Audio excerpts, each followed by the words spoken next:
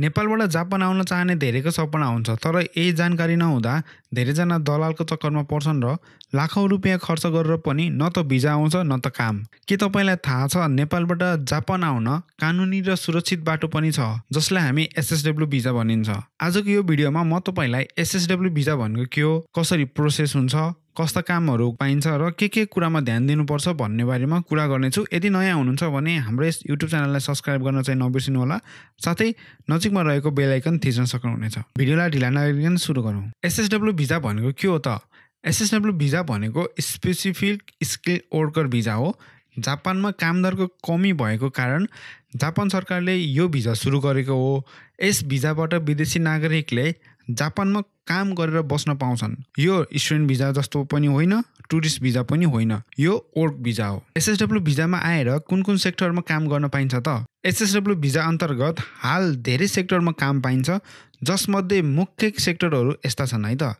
Restaurant र food service, factory र manufacturing, agriculture र कन्स्ट्रक्सन, केयर गिभर, यसलाई खाइको पनि भनिन्छ, होटल र क्लिनिङ, गाडी मर्मत, सिप एड, एयरपोर्ट ग्राउन्ड ह्यान्डलिङ, यी सबै सेक्टरमा जापानमा धेरै कामदारहरूको आवश्यकता छ। अब यी सेक्टरमा काम गर्नलाई तपाईँको कतिको योग्यता हुनुपर्छ त भनेर कुरा गरौँ। एसएसडब्ल्यूका लागि धेरै उच्च पढाइको आवश्यकता पर्दैन, तर तपाईँले कामसँग सम्बन्धित जुन स्किल टेस्ट हुन्छ त्यो पास गर्नुपर्ने हुन्छ। साथै जापानिज भाषा बुझ्नुपर्छ। त्यसको लागि चाहिँ JLPT EN4 लेभल तपाईँले JFT को बेसिस पास गर्नुपर्ने हुन्छ, जहाँ तपाईँसँग पासपोर्ट अनिवार्य हुनुपर्छ। त्यति भयो भने तपाईँले जापानको कम्पनीबाट जब अफर पनि तपाईँलाई चाहिन्छ है त। नेपालबाट कसरी प्रोसेस गर्न सकिन्छ भनेर कुरा गरौँ। पहिले तपाईँ कुन सेक्टरमा काम गर्न चाहनुहुन्छ त्यो तपाईँले चुज गर्नुपर्ने हुन्छ। त्यसपछि जापानी भाषा सिकेर EN4 वा JFT को बेसिक पास गर्नुपर्छ।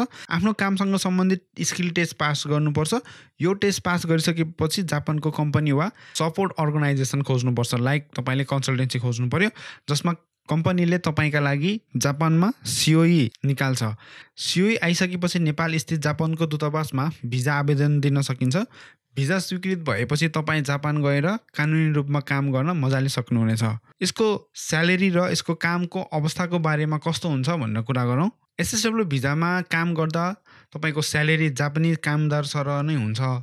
कामको समय, ओभरटाइम, इन्सुरेन्स, छुट्टी सबै जापानी श्रम अनुसार चाहिँ तपाईँहरूलाई चाहिँ दिएको हुन्छ। त्यसैले यो भिजा सुरक्षित र भरपर्दो मानिन्छ। अनि हामी यो दलालबाट कसरी बच्ने? यो भिजा एप्लाई गर्नु परेमा धेरै पैसा माग्ने, 100% भिजाको ग्यारेन्टी भन्ने, छिट्टै जापान पठाइदिन्छु भन्ने यस्ता व्यक्तिबाट हामी सावधान रहनुपर्छ। सधैँ कागजपत्र आफै हेर्नुहोस् र सही प्रक्रिया बुझेर मात्र अगाडि बढ्नुहोस्। एसएसडब्ल्यू भिजा नेपालबाट आउने सबैभन्दा राम्रो, कानुनी र सुरक्षित बाटोमध्ये एक हो। सही जानकारी र धैर्य र तयारी भएमा तपाईँ जापानमा राम्रो भविष्य बनाउन सक्नुहुनेछ। एसएसडब्ल्यू भिजा मार्फत जापान आउन चाहनुहुने वा यसबारे अझै विस्तृत जानकारी चाहनुहुन्छ भने यो भिडियो लाइक गर्नुहोस्, कमेन्ट गर्नुहोस् र हाम्रो युट्युब च्यानललाई तपाईँले सब्सक्राइब गर्न चाहिँ नबिर्सिनु होला। यदि त्यस्तो केही क्वेसनहरू छ भने कमेन्टमा कमेन्ट गर्न सक्नुहुनेछ। र लास्टमा म के कुरा भन्छु भने एसएसडब्ल्यू भिजाको लागि चाहिँ दुईवटा क्याटेगोरी छ। एउटा चाहिँ एसएसडब्ल्यू 1 र एसएसडब्ल्यू 2। सुरुमा तपाईँ एसएसडब्ल्यू 1 मा आएर चाहिँ तपाईँले 5 वर्ष काम गर्नुहोस्। काम गरिसके पछाडि तपाईँको भाषा बन्छ होइन। भाषा बनिसके पछाडि तपाईँले एसएसडब्ल्यू 2 दिनुभयो भने, एसएसडब्ल्यू 2 दिनुभयो भने तपाईँले जापानमा बस्दै गर्दा मजाले तपाईँले डिपेन्डेन्ट पनि ल्याउन सक्नुहुनेछ। तपाईँले लात्तीको पार लाएर बस्न पाउनुहुनेछ है त। म चाहिँ यो छोटकरीमा यही भन्छु। भिडियो यतिसम्म हेरेर साथ दिनुभयो धेरै धेरै धन्यवाद। यदि नयाँ हुनुहुन्छ भने सब्सक्राइब गर्न चाहिँ नबिर्सिनु होला। Thank you for watching this video.